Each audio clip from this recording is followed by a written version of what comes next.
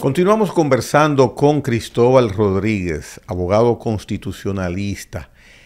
Al momento en que la Asamblea Revisora inicie sesión, ¿podrá, como mencionó recientemente el doctor Leonel Fernández, presentar algún asambleísta revisor una propuesta? Vamos a nombrar a Cristóbal Rodríguez padre vitalicio de nuestra democracia. ¿Podrá presentarse fuera de lo que ha estado en agenda algún tema como que también favorezca al presidente de la República y que pueda otra vez reelegirse? ¿Se puede? Mira, si nos atenemos a la letra de la Constitución, la Asamblea Nacional, actuando en funciones de Asamblea Revisora de la Constitución, debería ceñirse al contenido de la propuesta contenida en la ley que declara la necesidad de la reforma constitucional. La realidad es que nunca ha sucedido así. Nunca ha sucedido así, o casi nunca ha sucedido así. No sucedió así en el 2010 y no sucedió así en muchísimas otras ocasiones. El criterio detrás de eso es la idea de que la Asamblea, después que entra en sesión, es soberana. Así sucedió en el año 2010, es decir, muchas de las cuestiones que se incorporaron a la Constitución, que terminaron siendo parte de la Constitución. Te pongo un ejemplo. La propuesta del presidente Fernández, que presentó el presidente Fernández a la Asamblea Nacional, no contemplaba la creación de un tribunal constitucional. ¿No? ¿No? Oh. ¿No? La creación del tribunal constitucional fue una decisión adoptada no solo en el transcurso de los debates de la Asamblea Revisora. Ya había tenido lugar la aprobación del proyecto de reforma en primera lectura y todavía no había una definición alrededor de cómo configurar el sistema de administración de justicia constitucional en la República Dominicana. Fue una llamada telefónica tras la culminación de una sesión del Comité Político del Partido de la Liberación Dominicana a los representantes de los asambleístas de ese partido, que eran miembros de la Comisión Nacional de Verificación y Auditoría, a través del mecanismo del que llegó la decisión: vamos a crear un tribunal constitucional. Y en esa Comisión de Verificación y Auditoría se redacta la propuesta y de ahí se remite al Pleno de la Asamblea Revisora. Y te digo ese ejemplo, pero hay muchos más. Es un mega ejemplo. Muchos más. Entonces, en la práctica, la idea de que la Asamblea es soberana ha tenido un amplio aval en la República Dominicana. Ahora, si tu pregunta es, y es lo que creo haber entendido de la última parte, relacionada con la posibilidad de que en la Asamblea se presente la propuesta para que el presidente Abinader pueda volver, yo no albergo dudas alrededor de eso. O sea, no es una cuestión que a mí me preocupa. Yo creo que el presidente de la República ha dado muestras más que fehacientes. Él no es asambleísta. No importa que no sea asambleísta, es líder del partido que tiene el control ultramayoritario en la Asamblea. Y ha sido tajante cada vez que se le ha preguntado sobre el tema. Por tanto, en mi lectura de ese proceso, es virtualmente imposible que... ¿Por qué no menciona virtualmente improbable? Porque hay mucho fervor político, hay muchos políticos, no quiero mencionar la palabra adulón, no la voy a mencionar, pero hay muchos políticos que están animados a que el presidente de la República, pues... Hay muchos políticos y muchos aspirantes. También. A suceder al presidente de la República con poder en el Partido Revolucionario Moderno. O sea, por eso no te digo virtualmente improbable, para mí es virtualmente imposible. Bueno, sin que eso represente un elemento de clímax en el PRM. Pero mi valoración no tiene que ver con eso, tiene que ver con que yo creo, vuelvo y te digo, creo que el presidente tiene una lectura, además correcta, de lo que ha representado el ansia continuista en el gobierno en la República Dominicana a través de 180 años de historia. Consciente de eso, lo que en mi lectura de su propuesta lo mueve es el deseo de dejar una impronta. Hay gente que quiere su nombre en una avenida grande, hay gente que quiere una estatua. El presidente quiere contribuir a resolver un problema que ha atravesado en las peores de sus caras la historia política y constitucional de la República Dominicana. La reelección presidencial, la idea de un presidente imposibilitado de continuar en el gobierno, que decide a pesar de todo buscar la continuidad en el gobierno, sea por vía de la prolongación del periodo o por vía de poder repostularse, está a la base de todas, absolutamente todas las fracturas institucionales que ha habido lugar en República Dominicana, de todos los golpes y contragolpes de Estado, de una buena parte de las guerras civiles, de los fraccionamientos y las rupturas entre los partidos políticos. Fue una de las causas de la primera guerra civil que tuvo lugar en República Dominicana en 1857, la decisión de Horacio Vázquez en 1927 de buscar un periodo de gobierno de 6 años en vez de los 4 que le permitía la Constitución en el marco de la cual él fue electo, y la segunda decisión de buscar en 1929, a través de una reforma constitucional, la posibilidad de presentarse de nuevo como candidato a la presidencia, es decir, de reelegirse, aunque tenía un impedimento, fue la causa directa del golpe de Estado del 23 de febrero de 1930 y del ascenso de Trujillo al poder y de la tiranía de más de 31 años que eso representó para el país. En eso hay consenso unánime en nuestra historiografía. Por tanto, y sé que tenemos que pasar a otro tema, vamos a hacer una pausa, la cuestión de la reelección ha sido uno de los fenómenos, si no el fenómeno más traumático en nuestra historia. Resolver eso o intentar contribuir a paliar, a minimizar, a relativizar esos efectos nocivos de ese fenómeno en nuestra historia, creo que es lo que está detrás de la propuesta del presidente. Ya, bueno, como paréntesis pequeño, ni el mismo presidente actual se pudo resistir al dulce de la reelección, y él mencionaba en muchas ocasiones que era apático a la reelección. Pero bueno, a propósito... Pero la Constitución no se lo impide. Evidentemente. La Constitución no se lo impide. No, evidentemente. Pero, bueno, a propósito de esa impronta que usted menciona, quedará por los deseos de personalidades de la historia de quedar en ella por algo específico, cuando esta Constitución que ahora se está reformando, se está modificando, quede definida. Hagamos el ejercicio hipotético para que usted me diga qué quedará de ella, qué se podrá decir de ella si todo luce que pueda ser como se está planteando. Y hasta compárela con la de 2010, sí, si llega ahí, aunque esto es más pequeña, esta modificación. Mira, yo creo que la reforma en los términos en que está planteada, aunque discrepo de algunos detalles del contenido de la misma, es una reforma que puede representar avances importantes de ser aprobada en ámbitos sensibles de la vida institucional del país.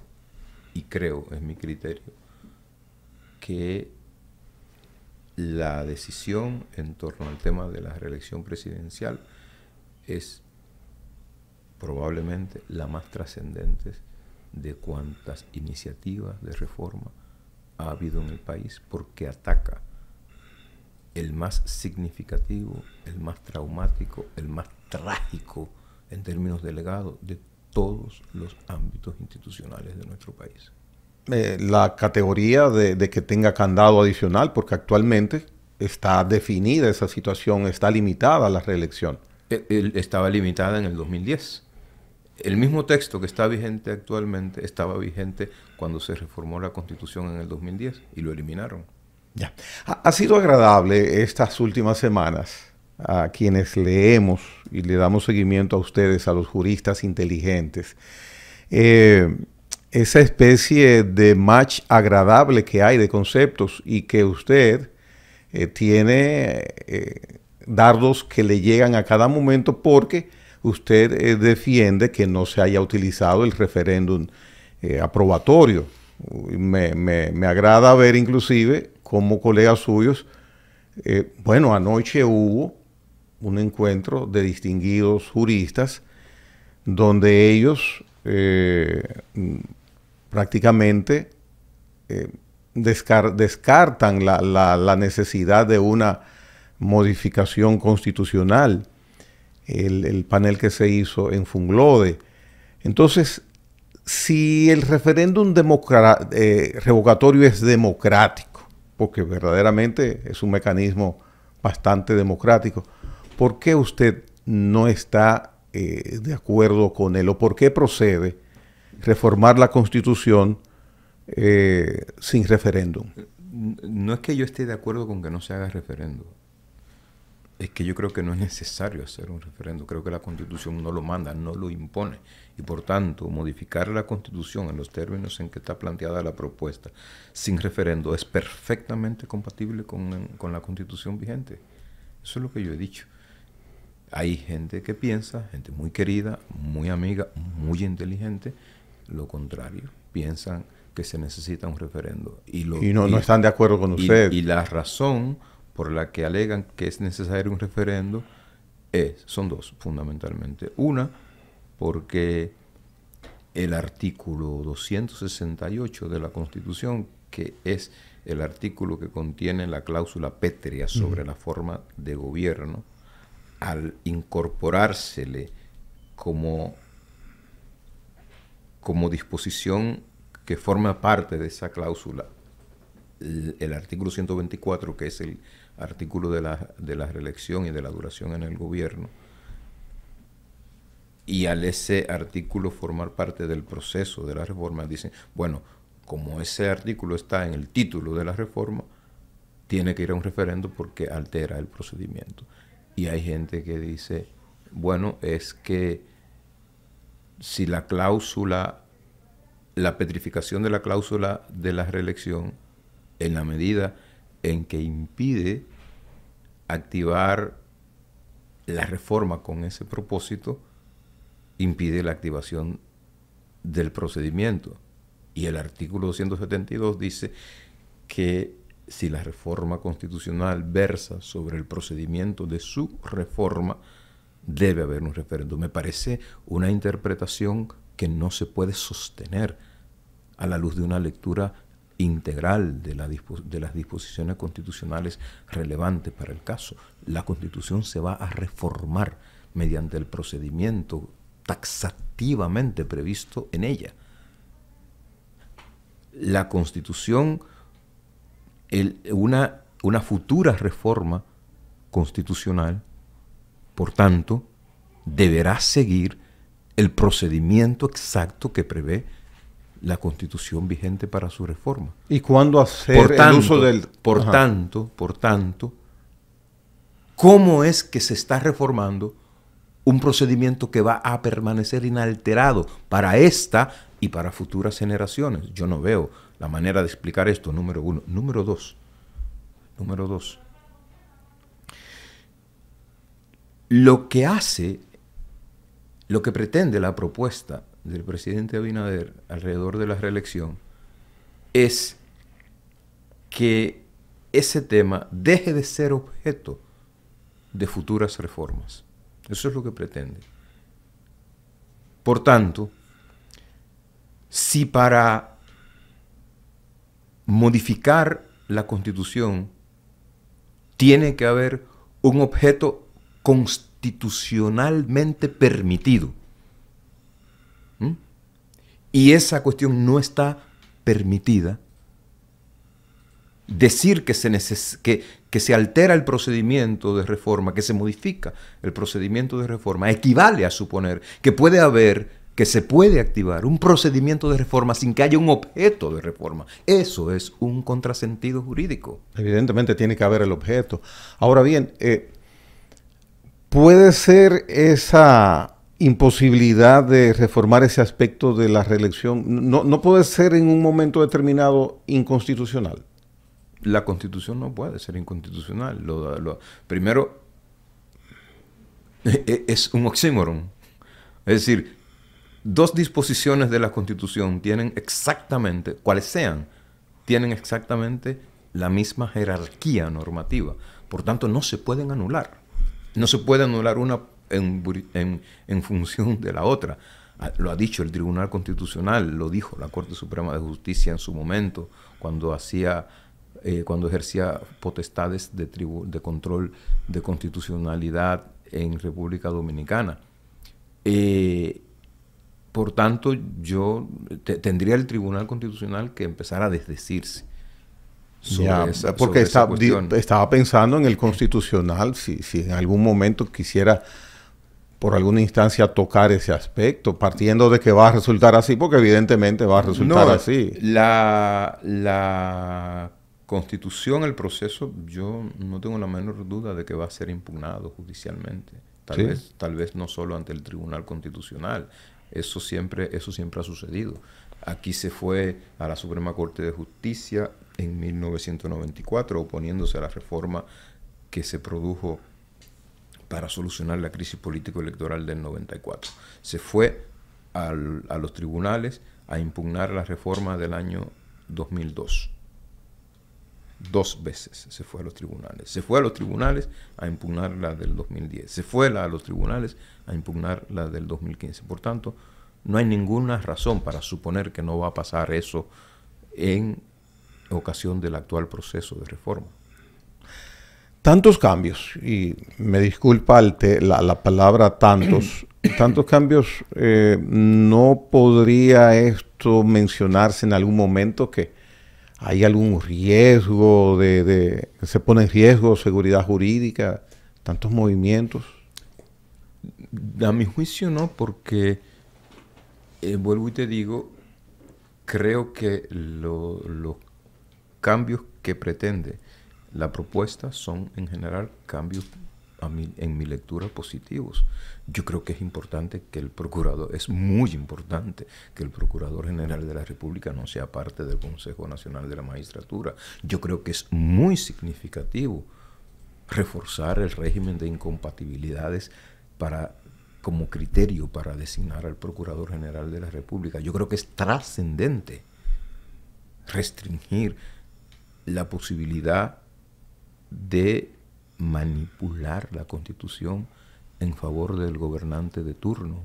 Es decir, que alguien quiera modificar la Constitución solo para su propio provecho, yo creo que es la más trascendente de todas las propuestas. Por tanto, en resumen, creo que si se trata de iniciativas relevantes y positivas para el funcionamiento de las instituciones, no veo yo cómo eso pueda afectar la seguridad jurídica. Hay cuestiones particularmente controversiales, hay una discusión sobre la reducción de la cantidad de diputados, hay una discusión sobre el tema de la unificación de las elecciones. Me parece que es otra de las iniciativas relevantes y positivas, es decir, ¿por qué se separaron las elecciones en la reforma de 1994? ¿Y en qué medida el objetivo por el que se separaron en 2 años se cumplió? Es la pregunta que hay que hacerse para determinar si la propuesta del presidente de la República es o no una buena propuesta. Estos asambleístas que hoy tenemos y que usted conoce, porque usted los conoce, yo los conozco, usted se sonríe ahora que le menciono ese aspecto, no sé el motivo de su sonrisa, cuál será. Ahora bien, la pregunta es la siguiente. ¿Está en buenas manos el ponerle la mano a la Constitución en este momento, en esa asamblea? Yo creo que nosotros tenemos un Congreso, en sentido general, como siempre hemos tenido un Congreso. Como siempre hemos tenido un Eso Congreso. Significa mucho. Como Sí. siempre. O sea, yo no veo diferencias Ya. sustanciales entre la composición actual del Congreso y composiciones anteriores.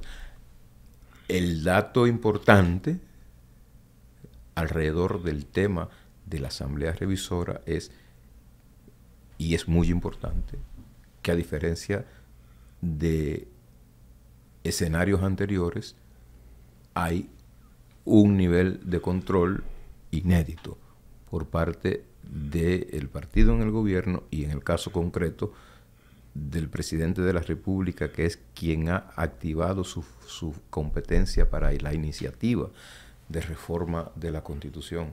Pero si tu pregunta tiene que ver con la calidad del congresista, no hay ninguna diferencia respecto de ningún congreso anterior. Bueno, quien es dominicano sabe lo que usted está diciendo. Y mire, ese control absoluto que usted habla de los asambleístas, de los legisladores y del presidente, eso es bueno. Eso no es bueno ni malo, ese es un resultado del proceso electoral, que es la cristalización de la democracia. Sí, pero ¿qué puede producir eso? La democracia tiene consecuencias. Y en este caso, o sea, en el año 2016, el PLD obtuvo 127 diputados. 127 diputados es un diputado más que los 2/3 que conforman la mayoría calificada para aprobar leyes orgánicas o incluso para aprobar una reforma constitucional. Recuerdo esto, lo traigo a colación porque no es correcta la idea de que es la primera vez que en República Dominicana un partido en el gobierno obtiene mayorías calificadas en ambas cámaras. La diferencia entre hoy y en el 2016 parece ser que en el 2016, aunque el PLD estaba en el gobierno, ya en ese momento había facciones en el PLD. Y eso supuso un nivel de oposición interna a los conatos, a las intentonas, a las iniciativas soterradas, más o menos, de una iniciativa de reforma que estuvo en ascuas a la sociedad dominicana en una buena parte del año 2019. Hay que recordarlo. Entonces, esa mayoría siempre, ese nivel de mayoría siempre es un riesgo. Y es una cuestión que impone el deber cívico, el deber político, en este caso del presidente de la República, de robustecer el ejercicio responsable y los resortes de autorrestricción respecto de la utilización de esas mayorías. Es novedoso eso. Porque la misma mayoría que te puede facilitar convertir en ley para cosas buenas, tu proyecto, tu programa de gobierno, su inadecuado uso te puede llevar al fracaso y al despeñadero. Por eso es un arma de doble filo. Interesante. Interesante, así es que califico este conversatorio. Esta exposición, no fue un conversatorio, esta exposición, no llego a conversatorio en este tema tan bien hilvanado, tan bien presentado, con su convicción jurídica y pienso que hasta con su convicción personal. Le puso un ingrediente también personal en el mejor sentido de la palabra, como ha descrito el día de hoy Cristóbal Rodríguez, su posición jurídica frente a la modificación constitucional que tenemos en curso en República Dominicana por el bienestar del país. Esperemos que esto salga de la mejor manera. Y eso es un deseo sincero, porque no necesitamos muchas cosas negativas adicionales, no, para nada. Ojalá que salga todo bien. Va a salir bien, va a salir bien. Yo confío en que sí, y te agradezco muchísimo de verdad que me hayas dado la oportunidad de conversar a través de tu espacio con la gente que te sigue.